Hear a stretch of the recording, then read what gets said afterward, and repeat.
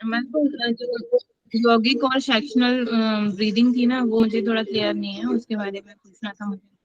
हाँ पूछिए। उसको मैम आप एक बार फिर से बता देंगे, यौगिक ब्रीदिंग एंड सेक्शनल ब्रीदिंग। हाँ, सेक्शनल ब्रीदिंग जो है वो आप ये समझ सकते हैं कि यॉगिक ब्रीदिंग जो है उसकी प्री प्रैक्टिस है।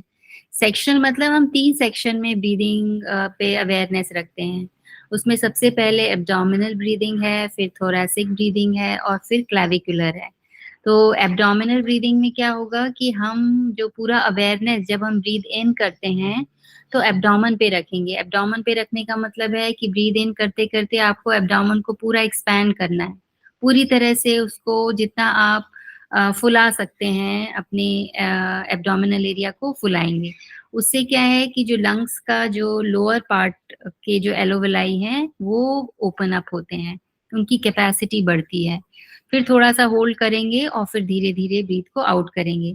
जब आप एब्डोमिनल ब्रीदिंग कर रहे हैं तो अपने चेस्ट की तरफ आप अवेयरनेस नहीं रखेंगे, उसको नहीं फुलाएंगे, ठीक है। पूरी तरह से एब्डोमेन को एक्सपैंड करेंगे। फिर आता है थोरैसिक ब्रीदिंग, मतलब कि आपका चेस्ट मिडिल पोर्शन। तो उस केस में जब आप इनहेल कर रहे हैं तो पूरा आपका अवेयरनेस जो है वो थोरैसिक रीजन पे होगा। आपको पूरा उसको फुलाना है, पूरा चेस्ट को अप करना है। उससे जो मिडिल और थोड़ा अपर जो एलोवेलाई हैं लंग्स के, वो ओपन अप होते हैं, उनकी कैपेसिटी बढ़ती है, पूरी तरह से वो खुलते हैं। उसके बाद में है क्लैविकुलर। क्लैविकुलर जो मसल्स हैं वो नेक पे होती हैं, कॉलर बोन के आसपास। तो उसको फिर आपको थोड़ा स्ट्रेच होती हैं वो। तो जब आप क्लैविकुलर ब्रीदिंग कर रहे हैं तब आप एब्डोमिनल और चेस्ट की तरफ ध्यान नहीं देंगे, बल्कि अपने अपर जो नेक मसल्स हैं उसकी तरफ ध्यान देंगे। उसको थोड़ा सा वो स्ट्रेच होती हैं, फूलना तो मैं नहीं कहूंगी, स्ट्रेच होती हैं वो थोड़ी सी ना, हल्की सी, एकदम उसको फोर्सफुली स्ट्रेच नहीं करना है। आप जब ब्रीथ करें, जब आप प्रैक्टिस करें, तब आप ये नोटिस करना कि वो जब आप ऊपर करते हैं, थोड़ा सा अवेयरनेस रखते हैं तो हल्का सा खिंचाव जो है वो जो यहाँ की जो मसल्स हैं वो दिखती हैं आपको, है ना, कि वो स्ट्रेच हो रही हैं। तो इसमें अपर जो एलोवेलाई हैं लंग्स के, वो ओपन अप होते हैं। तो इसकी प्रैक्टिस जब हो जाए, मतलब आप 5 to 10 टाइम्स एक करिए, फिर उसके बाद में एब्डोमिनल के बाद में आप थोरैसिक करिए, फिर क्लैविकुलर करिए। जब ये प्रैक्टिस अच्छी हो जाती है तब यॉगिक ब्रीदिंग आती है। मतलब ये तीनों ब्रीदिंग एक साथ होनी चाहिए। आपका स्टमक पे भी जब आप ब्रीद इन कर रहे हैं तो वो भी थोड़ा एक्सपैंड हो, चेस्ट ओपन अप हो, और क्लैविकुलर भी, मतलब ये कॉन्शियसली आप करेंगे तब जो है ये चीज होगी। तो ये आपने ध्यान रखना है, ये कंप्लीट यॉगिक ब्रीदिंग है। मतलब आपका पूरा जो लंग्स के एलोवेलाई हैं वो पूरे के पूरे ओपन अप होते हैं, उसकी कैपेसिटी बहुत बहुत बढ़ जाती है। जनरली हम 10% ऑफ लंग्स यूज करते हैं, उसकी कैपेसिटी जो है उसके हिसाब से, जो हम शैलो ब्रीदिंग करते हैं 24 आवर्स जो ब्रीदिंग। लेकिन यदि आप यौगिक ब्रीदिंग करते हैं या फिर आप जो योग प्रैक्टिस करते हैं उस ड्यूरेशन में, प्राणायाम के टाइम पे जो आप ब्रीदिंग करते हैं वो आप पूरी कॉन्शियसनेस के साथ करते हैं, तो उससे लंग्स की जो कैपेसिटी है वो बढ़ती है। और ये यौगिक ब्रीदिंग करने से काफी, मतलब अप टू 50% 60% ऑफ लंग्स की कैपेसिटी आप यूज कर सकते हैं। इसके लिए आपने कुछ फॉर्मूले और वो सब पढ़े होंगे, मेरे ख्याल से एनाटॉमी में है, कि किस तरह से जो है कैपेसिटी हम निकालते हैं लंग्स की, और वो कैसे जो है वो बढ़ती है ना। तो ये था उसमें सेक्शनल ब्रीदिंग और योगिक ब्रीदिंग में, ठीक है। ओके मैम, मतलब सेक्शनल ब्रीदिंग में मतलब हाँ, वन वन टाइम, मतलब जैसे मतलब पेट का अगर हम लोग कर रहे हैं तो सिर्फ 5 से 10 बार अगर मान लीजिए कर रहे हैं तो सिर्फ उस पर ही अवेयरनेस रखना है। हाँ, या थोरेसिक अगर कर रहे हैं तो फिर 5 से 10 बार कर रहे हैं तो उस पर अवेयरनेस रखना है, या जो नेक पर जो अवेयरनेस जो कर रहे हैं, क्या बोला था, क्लैरिकल क्लैविकल। क्लाविकुलर, हाँ क्लाविकुलर। हाँ, तो हाँ जी। उस पर फिर अवेयरनेस रखना है। उसके बाद फिर जो प्रैक्टिस करेंगे यॉगिक ब्रीदिंग की, उसको फिर तीनों को साथ में, पहले एब्डोमिनल एरिया पर, फिर थोरेसिक, फिर क्लेविकल एरिया पर करना है ना, ऐसा ही है ना? हाँ हाँ, सही है, क्योंकि आप ओके एकदम से नहीं कर सकते, आप एकदम से तीनों चीजों पे को एक्सपेंड नहीं कर सकते। आपको पहले प्रैक्टिस करनी पड़ेगी ना, तभी लंग्स का प्रॉपर होगा, ठीक है। ओके। और मैम एक रेशियो भी मैम आपने बताया था वो, कि स्टार्टिंग में कैसा रेशियो रखना चाहिए, एक बार वो भी प्लीज बता दीजिए। स्टार्टिंग में तो आप प्राणायाम या नाड़ी शुद्धि हम करते हैं प्राणायाम के पहले, ठीक है। उसके भी पहले अनुलोम विलोम करते हैं, ऑल्टरनेट नॉस्ट्रिल से ब्रीदिंग करते हैं।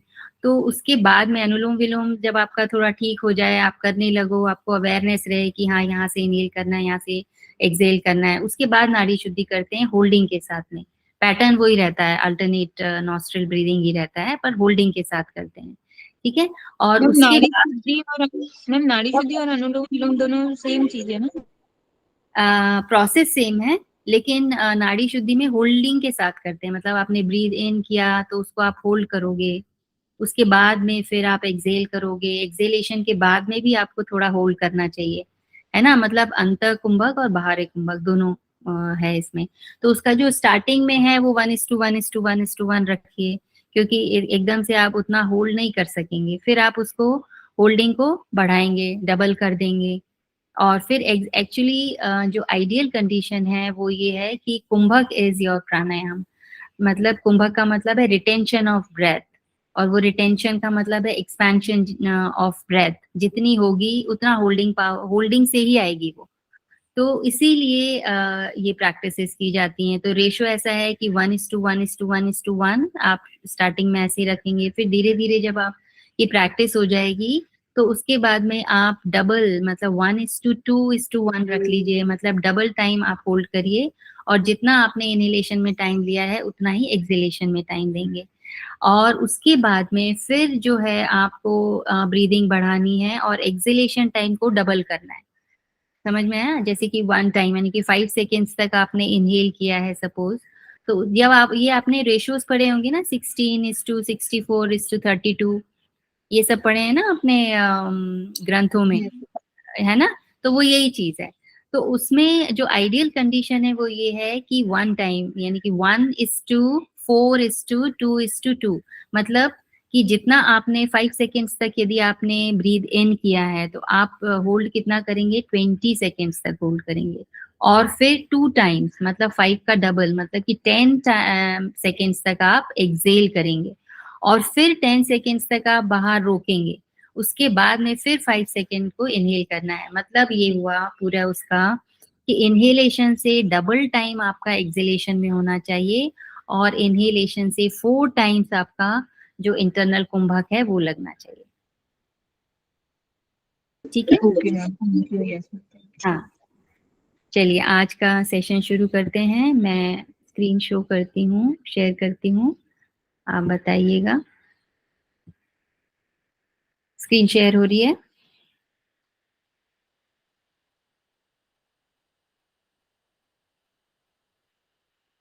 हेलो? यस मैम, हो रही है, हो रही हाँ, है। ठीक है। चलिए आज मेडिटेशन प्रैक्टिसेस करते हैं। तो मेडिटेशन से क्या समझते हैं आप? जिसको जो पता है एक लाइन में या जैसा भी आप बताना चाहें बता सकते हैं।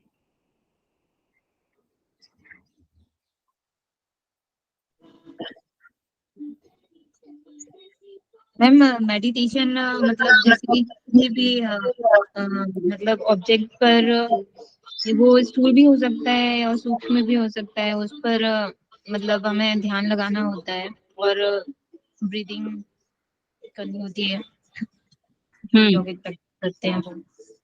हाँ, वो सब प्रैक्टिसेस हैं। वैसे मेडिटेशन को सिंपल वर्ड्स में बोले, हिंदी में बोले तो ध्यान, है ना।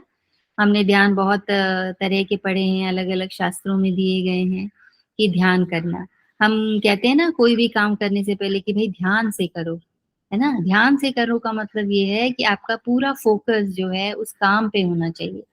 आप ये जैसे कि आप चल रहे हैं, है ना, तो आप कहीं सड़क पार कर रहे हैं मान लो, तो आपका पूरा ध्यान उस सड़क पार करते समय क्या क्या चीजों का ध्यान रखना चाहिए उस पे होना चाहिए। इधर से कुछ आ रहा है, उधर से नहीं आ रहा है, कोई गाड़ी तो नहीं आ रही है, सामने से कोई आ रहा है तो आपने थोड़ा सा साइड में हो जाना है पूरे ध्यान से। यदि आपका ध्यान, आप दिमाग में कुछ और सोच रहे हो, कानों में आपके कुछ और चल रहा है, तो आप देखिए कि वो काम उतने अच्छे तरीके से कभी भी नहीं होगा, क्योंकि आपका ध्यान मतलब इंटरनल जो मेंटल जो आपका पावर है वो कहीं ना कहीं वीक है, वो डिस्ट्रीब्यूटेड है हर जगह पे। ये भी कर लें, वो भी कर लें, वो भी कर लें, तो वो सब नहीं हो पाता है। कोई भी एक बायोलॉजिकली भी यदि देखें, फिजियोलॉजिकली भी देखें, तो जो ह्यूमन की जो बॉडी है वो वन टास्क वन टाइम के लिए ही डिजाइन है। लेकिन हमारे यहाँ क्या है, हम जो क्या करते हैं कि हम फिजिकली कुछ कर रहे हैं और दिमाग में कुछ और चल रहा होता है।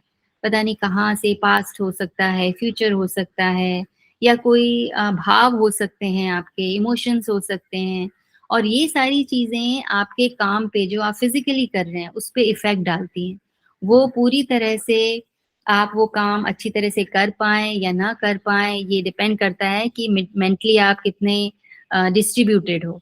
तो उस सारी पावर, क्योंकि आपके पास में पावर्स बहुत हैं, है ना, फिजिकली भी हैं और मेंटली भी हैं, बल्कि मेंटली बहुत ज्यादा है। मेंटली जो पावर है, मेंटल जो आपका स्टेट है, वही आपके फिजिकल फंक्शन को लीड करता है, एक तरह से आप ये कह सकते हैं। तो आपको अपना मेंटल पावर जो है वो इतना स्ट्रांग करना है, इतना बढ़ाना है कि कुछ भी हो जाए इधर उधर, आपका जो फोकस है, आपका जो ध्यान है, वो वहीं पे लगा रहना चाहिए।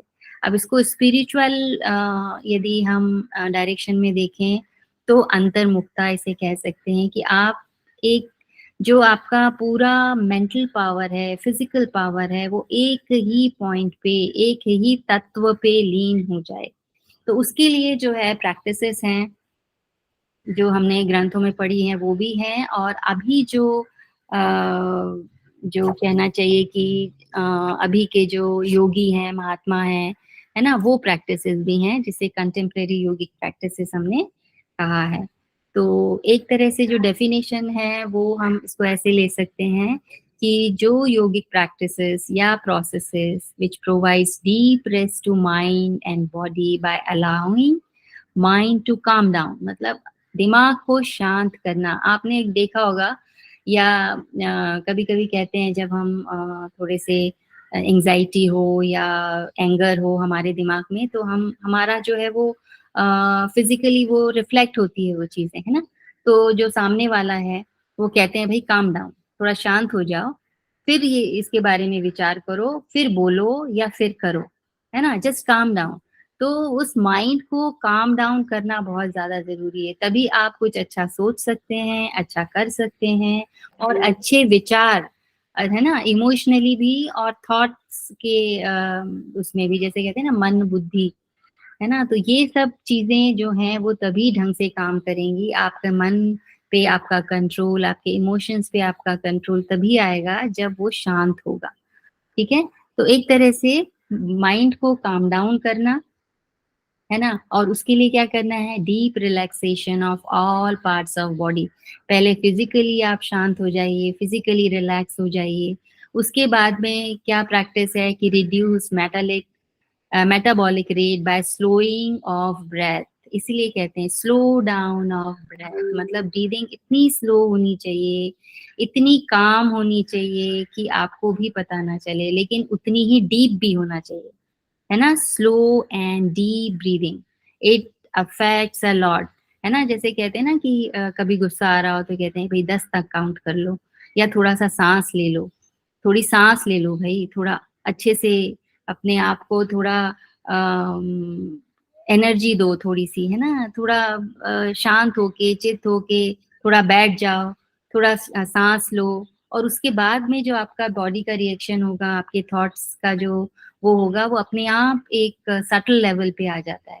तो दैट कामनेस एंड पीस, है ना, ये मेडिटेशन के लिए जरूरी है। और सब, और उस तभी आती है कंटिन्यूअस अवेयरनेस, उसके पहले ये सब चीजें आना मुश्किल है। तो पहले आपको बॉडी को, फिर आपको अपनी ब्रेथ को, फिर अपने मेंटल लेवल को, है ना, इमोशंस को काम डाउन करना है।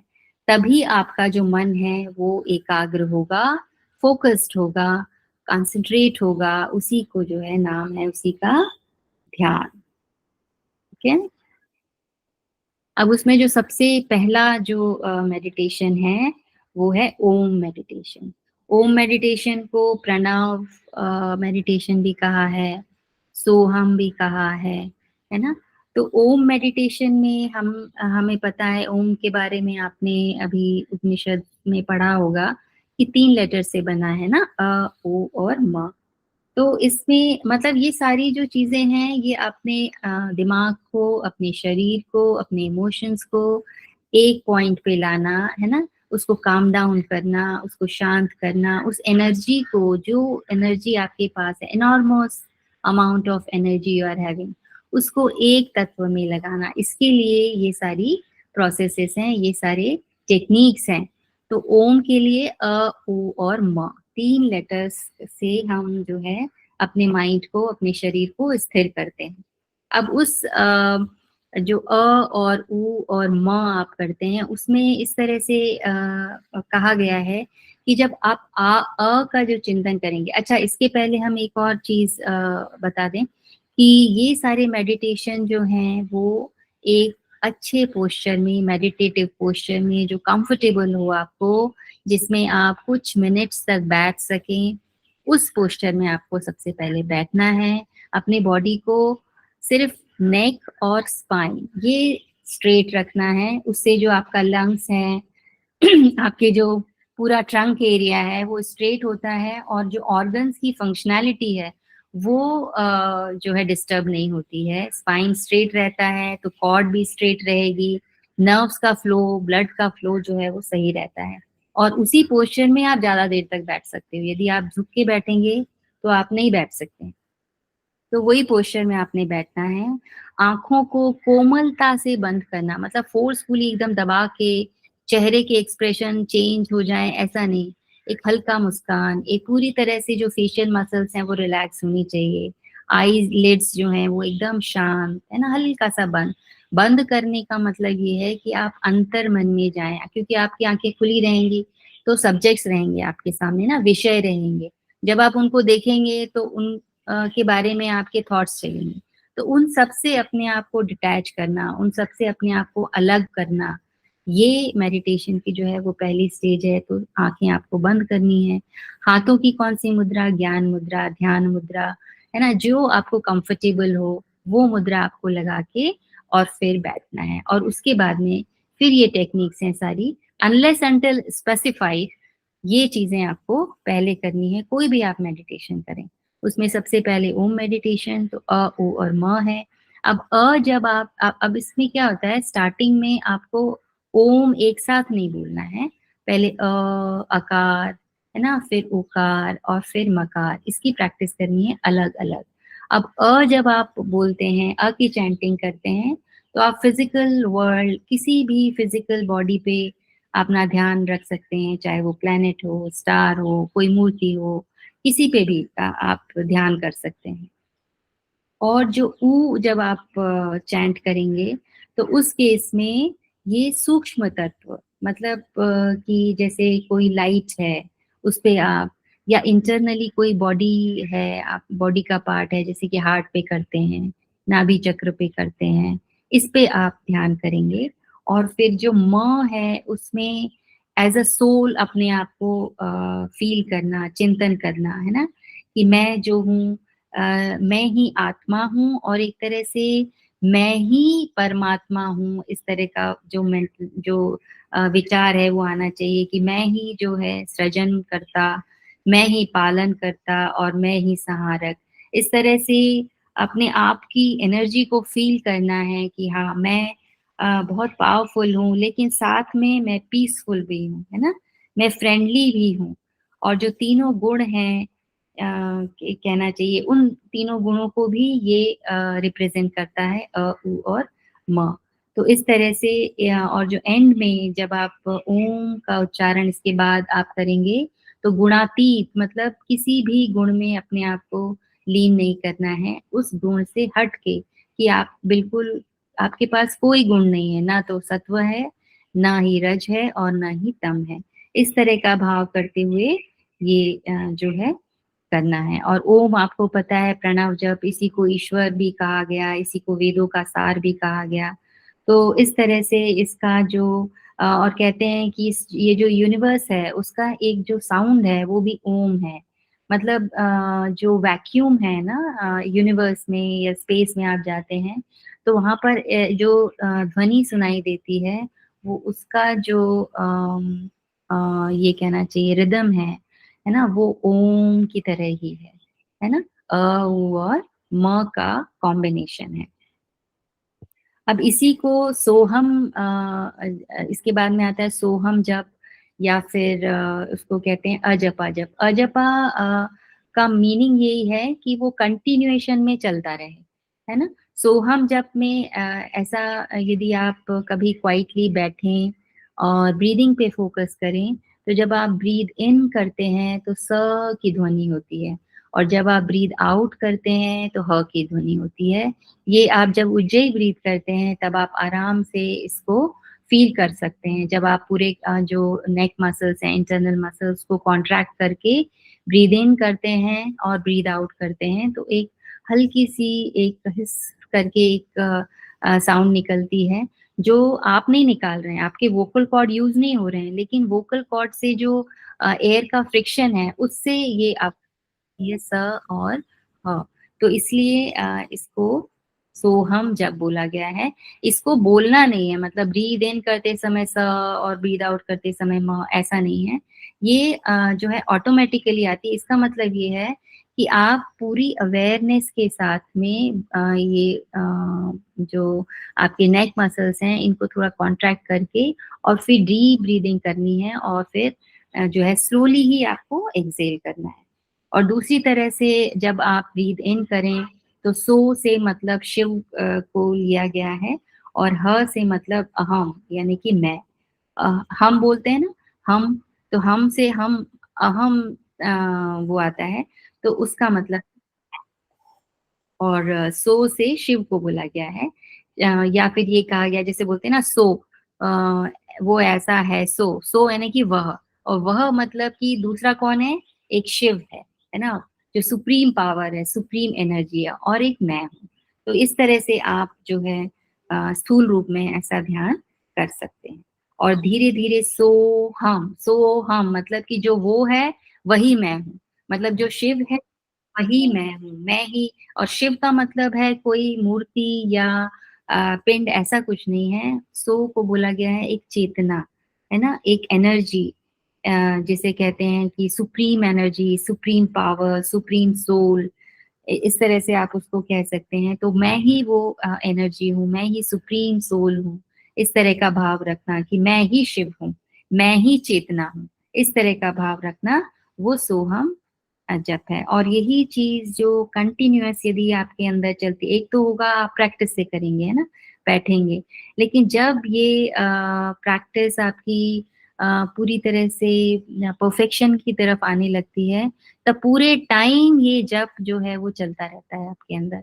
तो वो हो गया अजपा जप। मतलब उसके लिए आपको एफर्ट नहीं लगाना पड़ रहा कि मैं बैठूंगी, आंख बंद करेंगे, तब मुद्रा लगाएंगे, तभी वो जप चले। आप कुछ भी कर रहे हैं, आपके इंटरनली वो जो है अनाहत स्वरूप में वो ओम चैंटिंग, सोहम, और जो है हम सो भी बोलते हैं इसको, और सोहम भी बोलते हैं, वो जप जो है वो रहता है।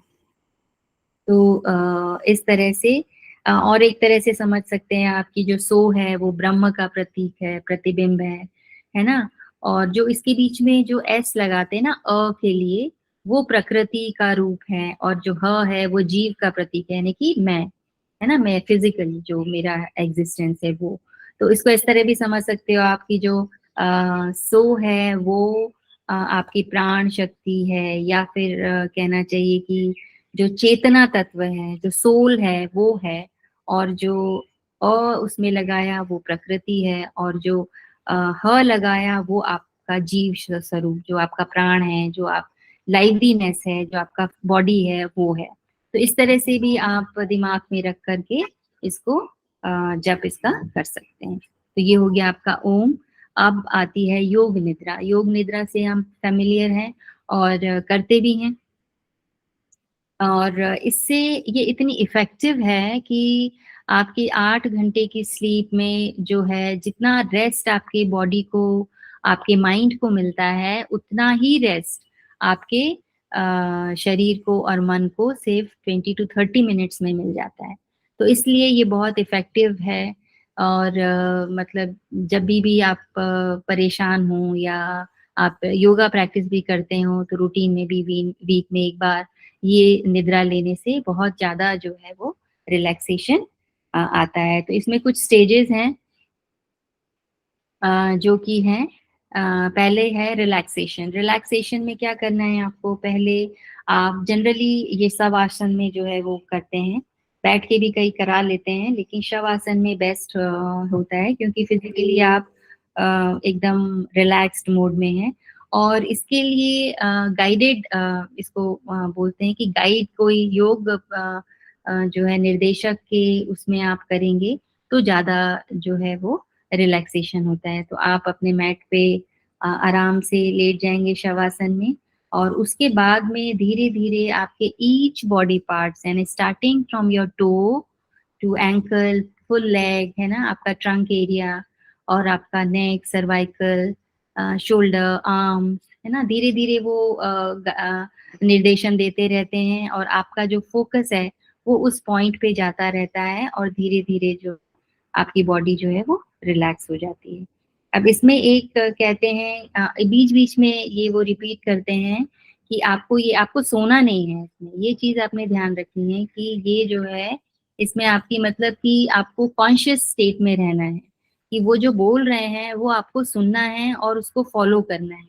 ये इसलिए कि आपके दिमाग में जो दूसरे थॉट्स चलते हैं ना, इधर पास से, फ्यूचर से, या कोई भी इमोशन चल रहा है, उससे ध्यान हटा करके उस योग प्रशिक्षक के बोलने की तरफ आपने ध्यान देना है कि वो क्या बोल रहे हैं वही आपको करना है। Just follow without thinking a single other thing, कुछ भी अलग दिमाग में नहीं लाना है।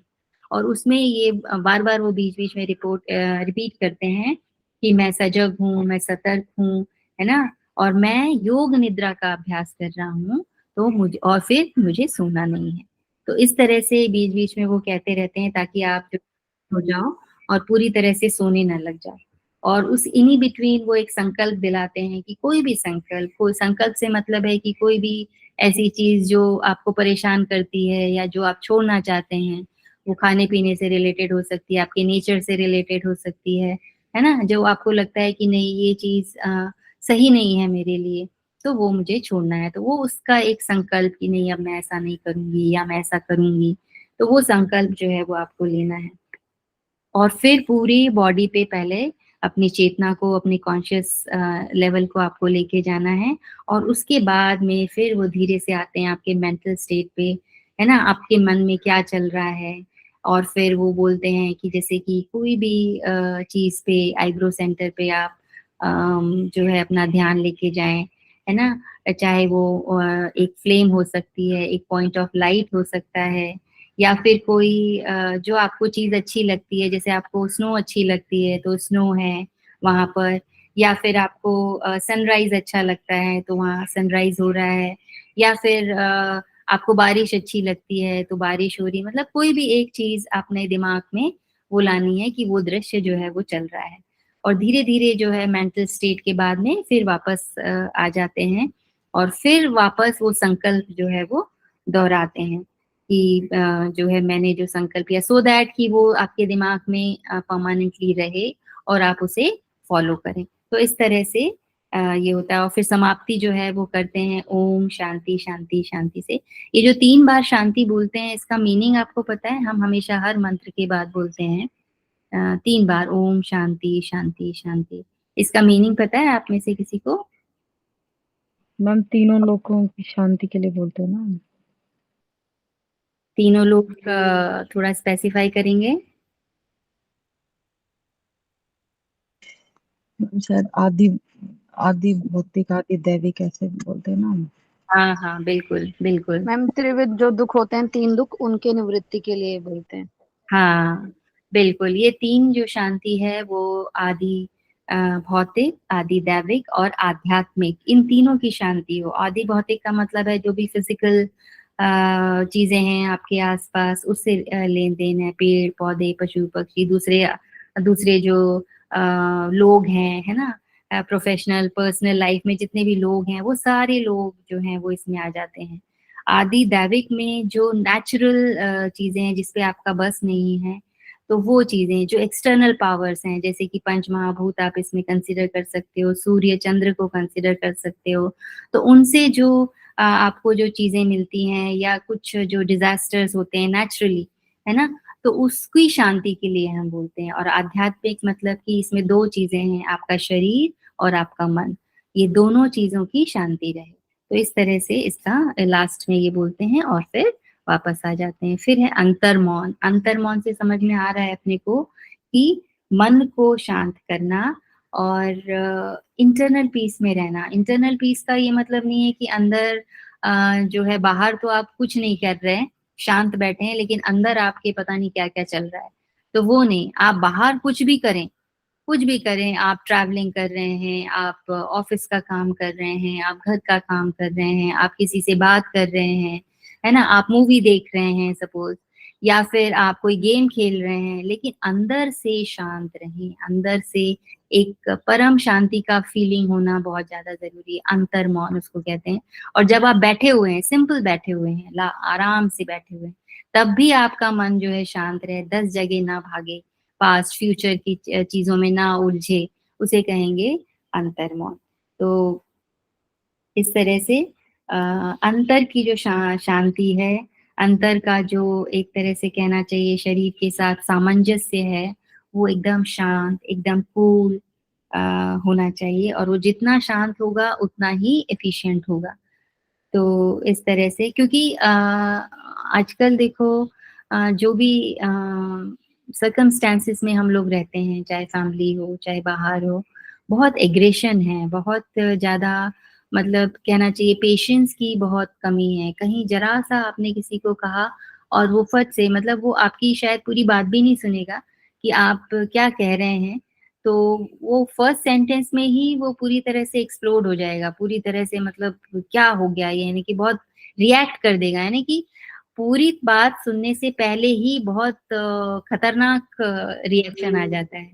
तो उसके लिए एक शांत चित्त का होना बहुत जरूरी है। आप पहले पूरी तरह से उसे सुने, उसे समझें, उसके बाद में आप बात करें। कहते हैं ना कि आपको मन, वचन और कर्म, पहले मन से आप शांत होंगे तो ही आपके वचन उस तरह से निकलेंगे, और जब मन और वचन पे आपका कंट्रोल होगा तब आपके कर्म उस तरह से होंगे।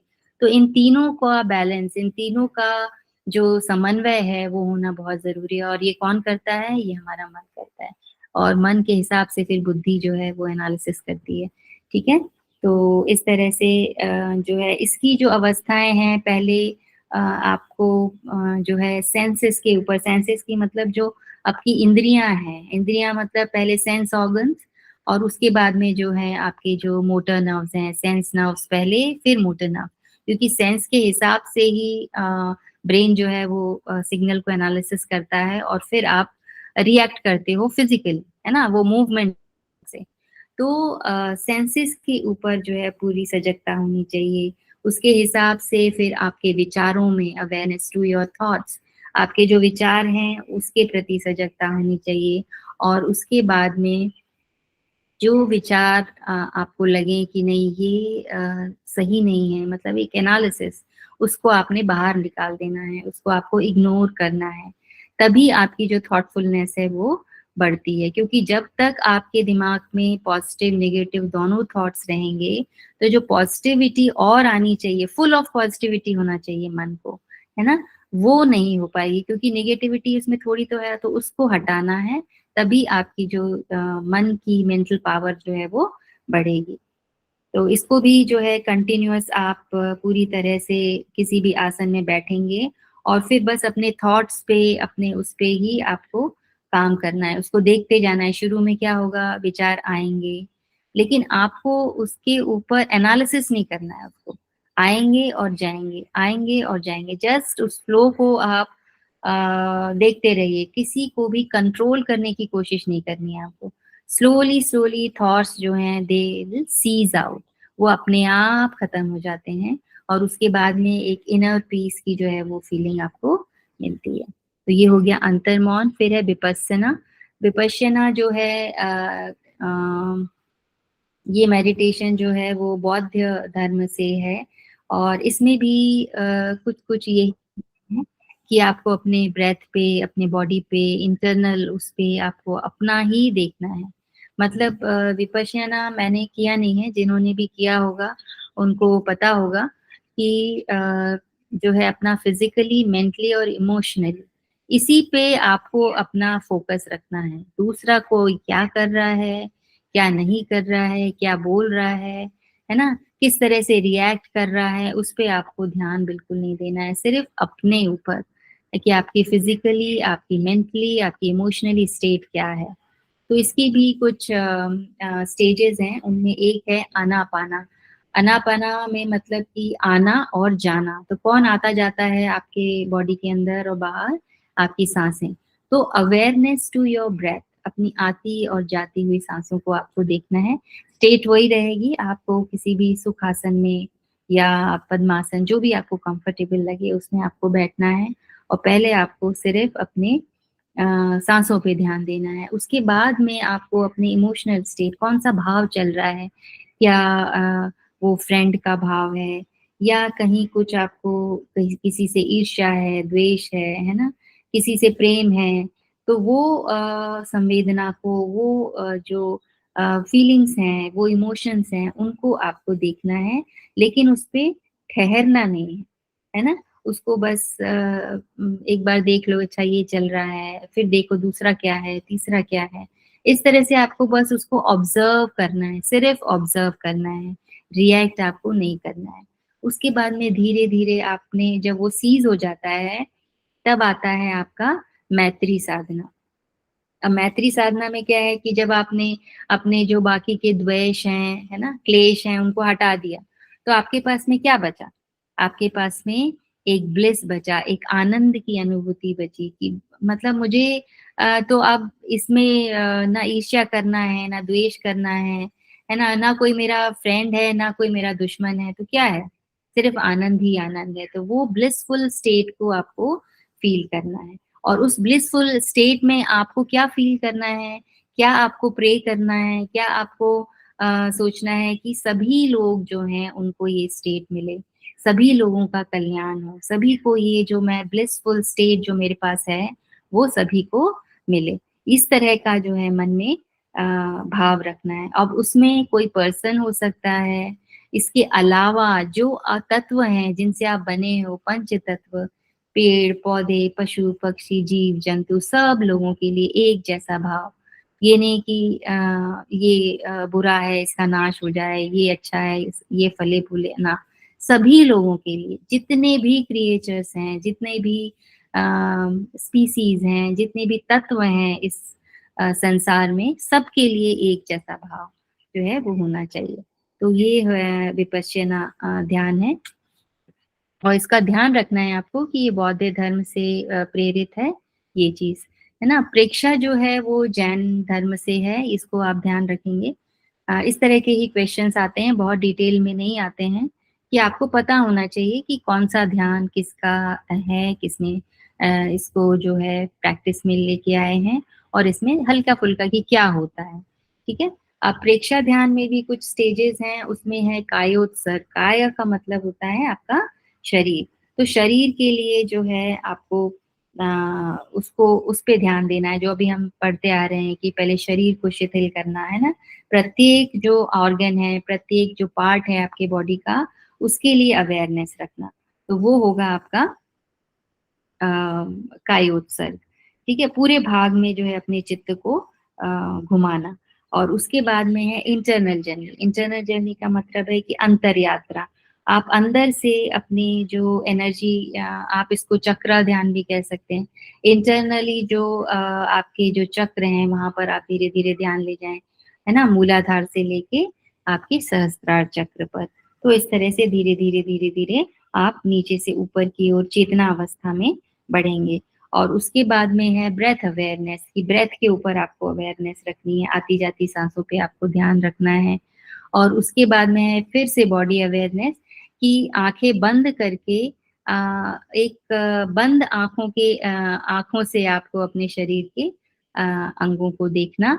और उसमें जो चल रहा है, अंगों को देखने का मतलब इसमें है कि थोड़ा सा डीपली, कि वो उसकी फंक्शनिंग देखना, उसमें जो प्राणों का प्रवाह संचार हो रहा है वो देखना, जो ब्लड सर्कुलेट हो रहा है ना, आर्टरी से कैपिलरीज में जा रहा है, फिर वहां से वो चेंज हो रहा है, इस तरह से मतलब ऑब्जर्व माइन्यूट से माइन्यूट, धीमे से धीरे धीरे आप देख रहे होगे कि जो ध्यान की जो स्टेजेस है, अलग अलग जो टेक्निक्स हैं, वो मिलती जुलती सी हैं, लेकिन कुछ कुछ जो है वो फर्क है। किसी ने कुछ कहा, किसी ने कुछ कहा, किसी ने कहाँ पे अवेयरनेस, बस इतना है। बट बेसिकली फिजिकल अवेयरनेस, फिर मेंटल, अपनी ब्रेथ पे अवेयरनेस और अपने थॉट्स पे अवेयरनेस, इमोशंस पे अवेयरनेस, यही चीजें हैं। लेकिन ये अलग अलग जो भी आपको लगता है उसको थोड़ा सा आपको ध्यान में रखना है। और उसके बाद में जो है लास्ट में आप awareness to eyebrow center, eyebrow center पे देखेंगे, आज्ञा चक्र पे आप देखेंगे, एक पॉइंट ऑफ लाइट जो है वहां पर देखेंगे, अपनी सोल को वहां पे फील करेंगे, आपकी कॉन्शियसनेस को आप वहां पे फील करेंगे। और इसमें जो है कुछ मंत्र हैं, वो सब जो है वो हमें करने की जरूरत नहीं है, क्योंकि वो पर्टिकुलर उसके हैं, तो वो आपको याद भी नहीं होंगे, तो वो सब की जो है वो जरूरत नहीं है। फिर ट्रांसडेंटल मेडिटेशन आता है।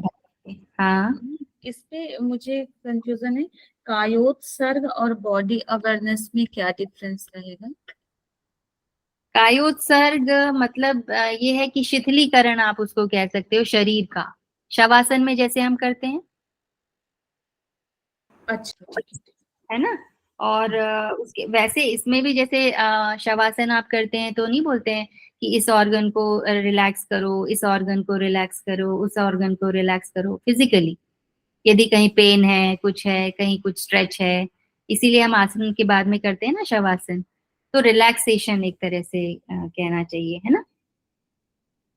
ओके, उसका नाम दिया है बस कायोत्सर्ग। Thank you ma'am. Okay. Okay. फिर आता है ट्रांसडेंटल मेडिटेशन, भावातीत ज्ञान ध्यान, जो आपने पढ़ा होगा, महर्षि महेश योगी ने इसको दिया था।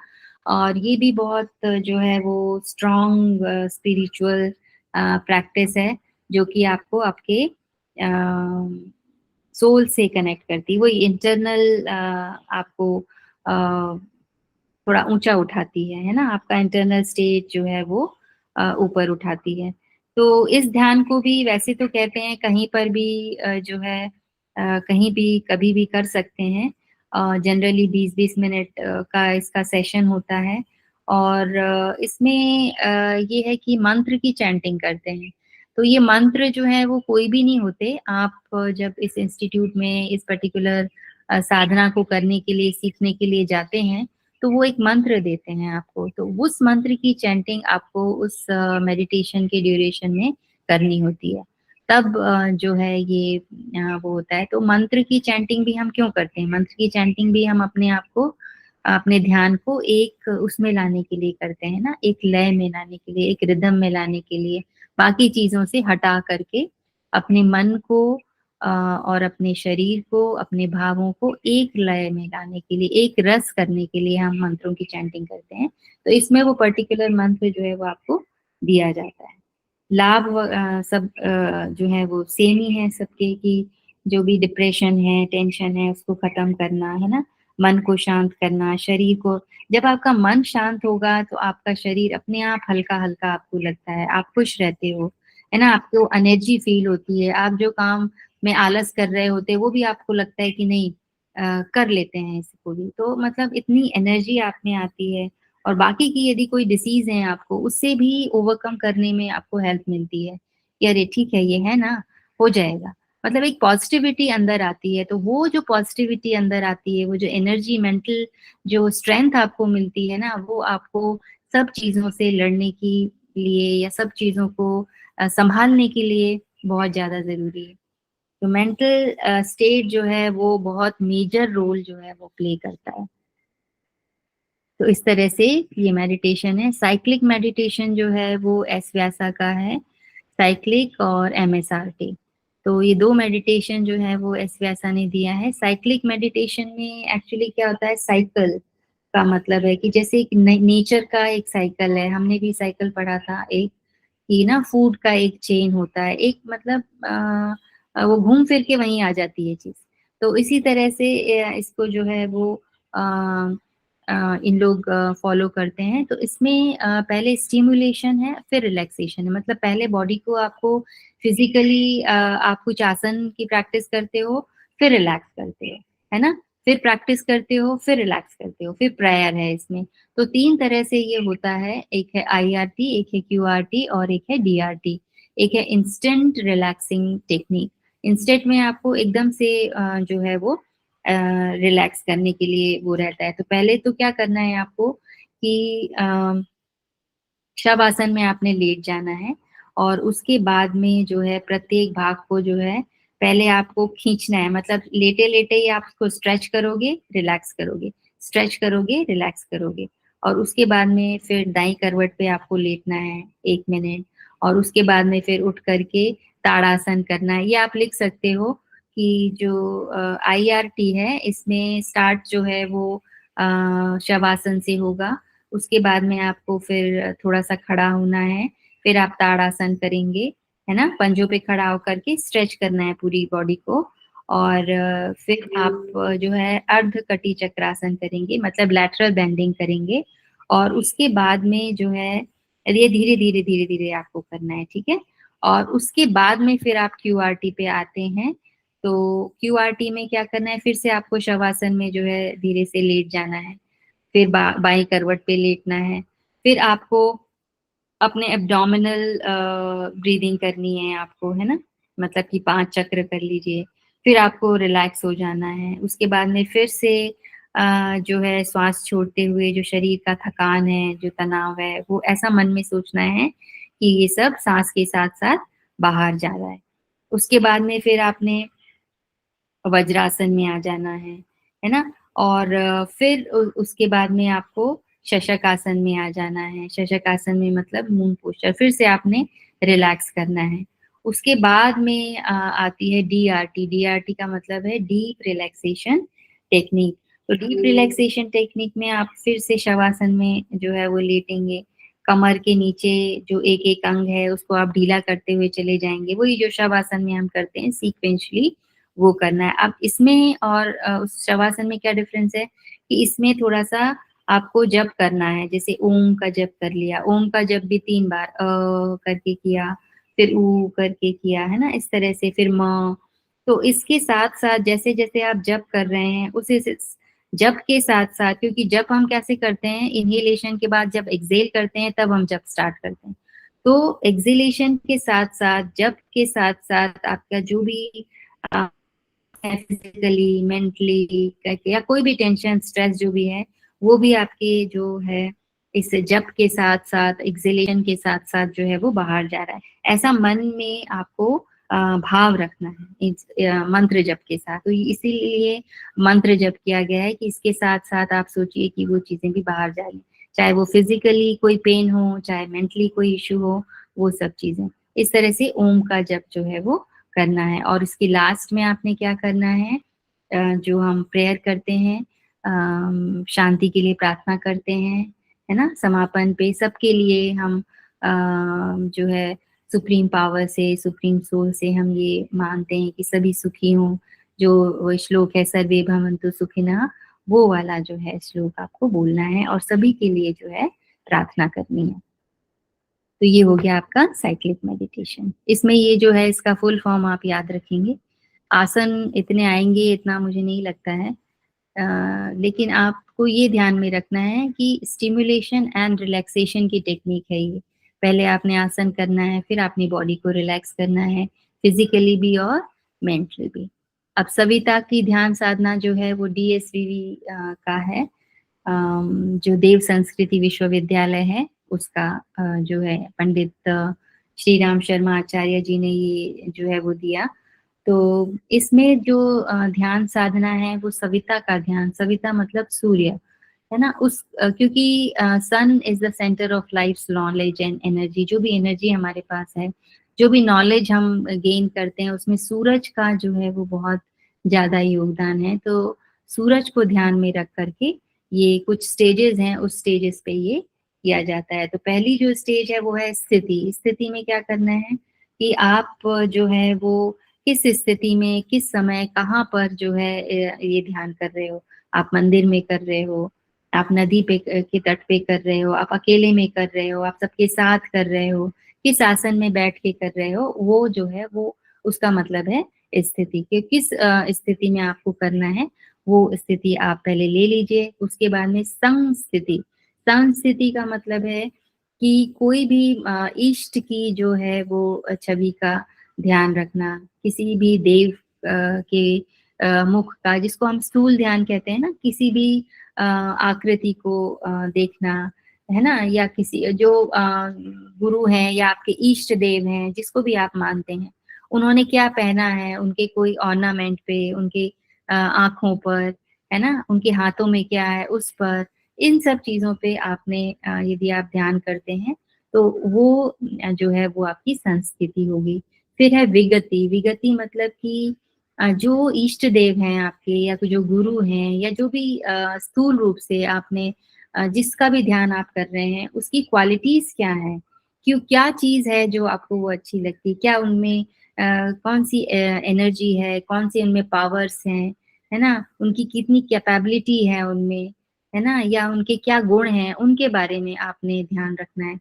फिर है प्रगति। प्रगति का मतलब ये है कि आपके मन के भावों की क्या स्टेज है ना, क्या आपके भाव चल रहे हैं, क्या इमोशंस हैं, क्या वो आपका भाव उस इष्ट के लिए एक दास का है, या एक फ्रेंड का है, या वो आपके गुरु का भाव है, यानी कि शिष्य के भाव में है, या आप जो है एक फ्रेंड की तरह हैं, एक बंधु की तरह हैं, या फिर आपके पेरेंट्स की तरह, माता पिता की तरह हैं, है ना, या सन की तरह, या मतलब इस तरह के जो भाव हैं उस पे जब ध्यान हम देते हैं तो वो जो चीज है वो कहलाती है प्रगति। और उसके बाद में है संस्मृति। संस्मृति का मतलब है कि अरेंजमेंट। अरेंजमेंट मतलब आपके दोनों के जो दोनों के बीच में जो डिस्टेंस है ना, वो कम हो जाए, है ना, वो एक हो जाए। मतलब आप में और आपके ईस्ट में, जिसका जिसका आप ध्यान कर रहे हैं, उनमें कोई भेद ना रहे, वही अद्वैत वाली स्थिति। क्योंकि जब आपने स्टार्ट किया था तब द्वैत थे, आप अलग थे, ईस्ट अलग थे, तो उनके जैसे आप हो जाएं, है ना, वो द्वैत भाव हट करके अद्वैत का भाव आ जाए।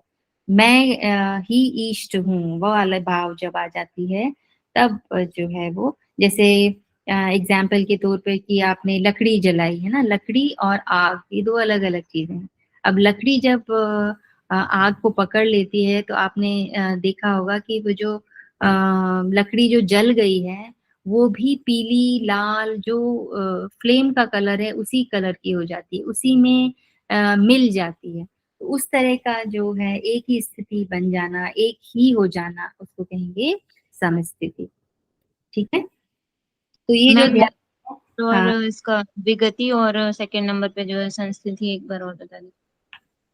विगति से मतलब है गुण, है ना, जो क्वालिटीज हैं आपके ईष्ट की, उसके बारे में सोचना, उसके बारे में ध्यान करना, या जो पावर्स हैं उनके पास, है ना, वो मतलब ये है कि स्टेज बाय स्टेज आपको उसके अंदर उनके पहले फिजिकली उसको आपने देखा, है ना, फिर उस उनके जो एक चीज है उस पे ध्यान किया, फिर उनके विशेषताओं पे ध्यान किया, उनके पावर्स पे ध्यान किया, फिर अपने भाव, आपके भाव क्या हैं उनके लिए, उस पे ध्यान किया, और फिर धीरे धीरे अपने आप को ही उसमें लीन कर दिया, है ना, एक हो जाना, वो है संस्कृति, संस्मृति।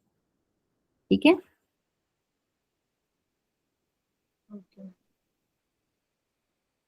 ये स्टेजेस हैं बस, और कुछ भी नहीं है। अब इसमें जो है ये गायत्री मंत्र का भी उच्चारण करते हैं। जो सविता ध्यान है, एक ध्यान जो है वो इस तरह कि आपने गायत्री मंत्र का उच्चारण 12 बार 24 बार जो है आपने करना है, और फिर ये उच्चारण ऐसे करना है कि धीरे धीरे ये अजपा में कन्वर्ट हो जाए। मतलब कि आप कुछ और काम कर रहे हैं तो भी ये मंत्र का जो है वो अंदर जो है वो मंत्र चलता रहे, अखंड रूप में चलता रहे। तो ये जो सविता का ध्यान है, ये ऐसा कहा गया है कि बुद्धि को प्रखर बनाने के लिए ये अच्छा ध्यान है। तो जो सुबह में सनराइज के समय में ये जो ध्यान है वो करना चाहिए, क्योंकि जो देवों की शक्तियों का केंद्र भी जो है वो सूर्य को मानते हैं, है ना। कि तो वो जो ओज उनमें है, जो तेज उनमें है, वो हमें मिले, है ना। तो इस तरह से ये जो उपासना है वो की जाती है। मैम जो मनीषा मैम कह रही थी, वो जो स्टेजेस आई थी सविता ध्यान की, वो यही है क्या? मेरे ख्याल से तो यही होनी चाहिए, क्योंकि इसके अलावा और कुछ मुझे नहीं मिला। तो जब ये है तो ये स्टेजेस आपको ध्यान में आप रख लो, है ना। कितने स्टेजेस हैं? तो 5 स्टेजेस हैं।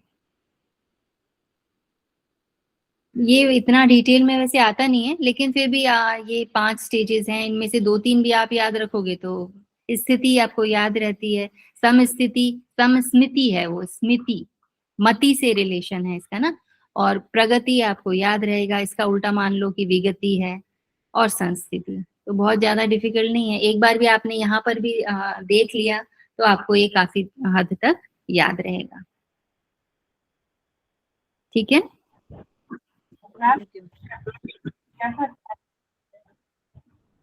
हाँ जी, बोलिए।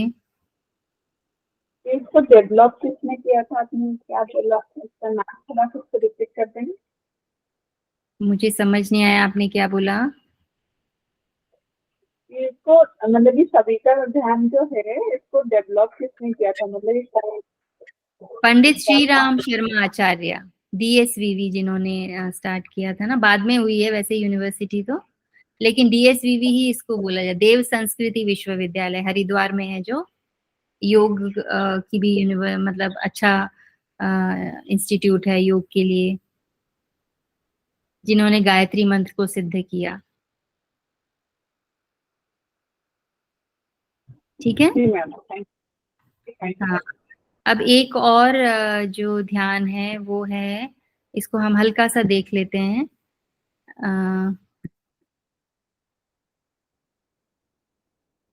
स्क्रीन दिख रही है आपको? यस। हाँ, एक है ये भी एस व्यासा का ही है, MSRT। तो इसका फुल फॉर्म क्या होता है ये आपको पता होना चाहिए। Mind sound resonance technique. इसमें माइंड तो खैर ध्यान में रहेगा ही रहेगा, साउंड और रेजोनेंस मतलब इस तरह का साउंड कहाँ से आएगा? तो मंत्र से आता है ना। मंत्र का जो जप है वो इस तरह से हो जाए। रेजोनेंस का क्या मतलब है? कि जब आपके मन की फ्रीक्वेंसी एक तरह से उस मंत्र से लीन हो जाए, तो जो आपकी स्ट्रेंथ है वो डबल तिबल बढ़ जाती है ना। रेजोनेंस में यही होता है, एक फ्रीक्वेंसी दूसरी फ्रीक्वेंसी से यदि मिल जाती है तो रेजोनेंस होता है, मतलब कि उनकी जो एम्पलीट्यूड है वो बढ़ जाती है ना। उनकी जो स्ट्रेंथ है वो बढ़ जाती है कॉमन उसमें यदि हम बोले तो ये जो टेक्निक है ये this technique to generate resonance throughout the body by repeating a mental sound. एक मन में एक तरह का जो साउंड है, एक मंत्र है, या एक कंटिन्यूएशन में वो जो साउंड है वो चलता रहे। इसका ये मतलब नहीं है कि आपको बोलना है, अंदर वो चलता रहे। तो जो sound is present while mind is past और फ्यूचर, क्योंकि जब हम बोलते हैं ना तो उस केस में माइंड में हमारे कुछ और चल रहा होता है, हम कुछ और बोल रहे होते हैं। माइंड में पास्ट फ्यूचर कुछ भी चीजें चल रही है और हम कुछ और बोल रहे हैं। और इसमें ऐसा है कि माइंड को प्रेजेंट में लाना, है ना। जो हम कर रहे हैं वही हम सोच रहे हैं, वही हम बोल रहे हैं। तो इस तरह से अपने माइंड को, अपने इमोशंस को और अपनी बॉडी को एक लय लाना, बात वही है, तरीके थोड़े से अलग हैं। तो ये जो टेक्निक है ये overcome the fear of death, है ना, increase vitality and release from the bondage. जो बंधन है जिनसे हम जकड़े रहते हैं, है ना, हम सोचते हैं कि नहीं यही जिंदगी है, यही वो सब माया है। हमने पढ़ा है कि ये सब चीजें जो है एक हद तक ठीक है, लेकिन आप वास्तव में आप हो। आपका अलग एक वजूद है ना। आपका एक स्वयं का अहम है। उस अहम को आपको सो में मिलाना है। तो इस तरह का भी विचार जो है वो हम मतलब अंतर्मुखता तो हम भूल ही जाते हैं, बाहर इतने उलझ जाते हैं। तो उसके लिए है ये सारी टेक्निक्स। तो इसमें ओपनिंग प्रेयर करते हैं और उसके बाद में ओम की चैंटिंग करते हैं। तो पहले जो ओम की चैंटिंग है वो लाउड होती है, मतलब कि बोल के होती है, जिसको कहा गया है आहत, है ना, बोल करके ओम, इसके राउंड्स लेते हैं वो, और बार बार जो है वो ओम का जप करते हैं, फिर महामृत्युंजय का जप करते हैं 3 बार। अब ये जप जो है बहुत सारे राउंड्स में करने के बाद में फिर साइलेंस में रहते हैं। तो जब आप इतना जो चीजें मन में आपने डाली हैं और वो जो जप आपने किए हैं, तो धीरे धीरे आपका मन जो है वो कॉन्सेंट्रेट हो जाता है, एक जगह पे फोकस हो जाता है। तो वो मंत्र जब अपने आप साइलेंस में, मतलब आप बोल नहीं रहे हैं, तो अनाहत में चलता रहता है, वो आपके मन में वही जप चलता रहता है, और वही जप जो कंटिन्यूएशन में चलता रहे उसी को अजपा बोला है। और वो करने के बाद में, साइलेंस के बाद में, फिर आपको एक प्रेयर के बाद में जो है वो आपने रिलैक्स करना है। तो इस तरह से ये जो है ये ध्यान है। इतना ही इसमें समझने की जरूरत है, बाकी तो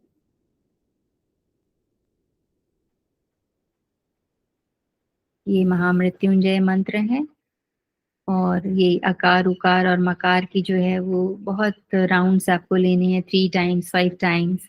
और उसके बाद में जो है ये अनाहत में आपको मतलब आप मुंह से आप शांत हैं, मुंह से आप फिजिकली कुछ नहीं बोल रहे हैं, अंदर ही अंदर जो है वो जप चल रहा है। तो इसीलिए इसमें साइलेंस में भी आपको बैठना है, ताकि वो जप जो चल रहे हैं उनको फील करना है आपको, ठीक है। और जो लास्ट में जो है आपको ये थॉट रखना है, a clear positive thought, well formulated and minimum words. जो भी संकल्प और जो भी रिजोल्यूशन होते हैं ना, वो बहुत छोटे होने चाहिए। जैसे सबसे सिंपल, आई एम ब्लिसफुल, वो ब्लिसफुल की स्टेज आ जाती है आपकी, क्योंकि आपके जो क्लेश हैं, द्वेष हैं, ये खत्म होने लग जाते हैं। तो सिर्फ एक ही स्टेज रह जाती है, आनंदमय कोश, है ना। I am full of energy, I am totally healthy. भले ही आपके कोई इश्यूज हो, लेकिन मन में ये भाव आना वो रिफ्लेक्ट करता है आपके फिजिकल बॉडी पे। तो इसको आपको फुल फेथ के साथ में, ठीक है, पूरे विश्वास के साथ, पूरी श्रद्धा के साथ आपको ये भाव रखना है। और फिर लास्ट में अपना शांति मंत्र, कि सभी सुखी हों, everyone be happy, everyone be disease free, है ना, कोई रोग निरोगी रहे सब, एंड वही देखें जो अच्छा हो, और जो देखें उसमें अच्छाई ढूंढें। And may all B free from suffering, किसी भी तरह की तकलीफ से, समस्या से, परेशानियों से सब फ्री रहें, है ना। और फिर ओम शांति शांति शांति, ठीक है। तो इस तरह से आपका ये जो है मेडिटेशन भी खत्म होता है, और आपका पूरा सिलेबस जो है। मैम जो शीतकारी शीतली जो प्राणायाम थे वो करना है क्या? समझ नहीं आया मुझे। जो रिकॉर्डिंग नहीं हुई थी मैम, अगर आपको लगे तो, वैसे हम लोगों ने पढ़ लिया था। नहीं, रिकॉर्डिंग हुई है कल की। यस मैम, वो शायद रिकॉर्डिंग ऑफ हो गया था, उसके बाद फिर आपने बताया था उनको। हाँ, तो क्या बताया था, बताइए, मैं बता देती हूँ आपको। नहीं मैम, मैं ये बोल रही हूँ वो रिकॉर्डिंग में नहीं है, शीतली शीतकारी जो प्राणायाम थे ना, उनकी मैं बात कर रही हूँ। ऐसा तो नहीं होना चाहिए, रिकॉर्डिंग तो पूरी हुई है। अच्छा, या तो ये हो सकता है कि एक टाइम लिमिट तक ही वो जाते हो। हाँ, करना है, बिल्कुल करना है, क्योंकि ये जो C3 और शीतकारी प्राणायाम जो है ना, ये प्रोटोकॉल में भी है। मतलब जो ये आप ये जो 21 को 21 इंटरनेशनल फर्स्ट को योग जो डे, आता है, यस मैम। हाँ हाँ, ये क्योंकि गर्मियों में होता है ना, तो वो प्राणायाम जरूरी है, वो बहुत इफेक्टिव प्राणायाम है। वो तो आपने पहले भी पढ़े होंगे ग्रंथों में, तो कोई ऐसा इशू नहीं है।